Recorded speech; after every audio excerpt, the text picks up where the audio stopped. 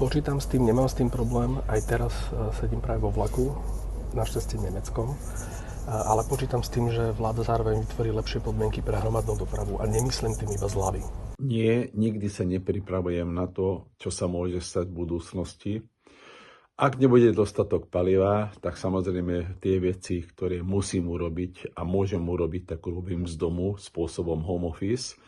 A samozrejme tie vzdialenosti do tých 30 kilometrov môžem absolvovať na bicykli.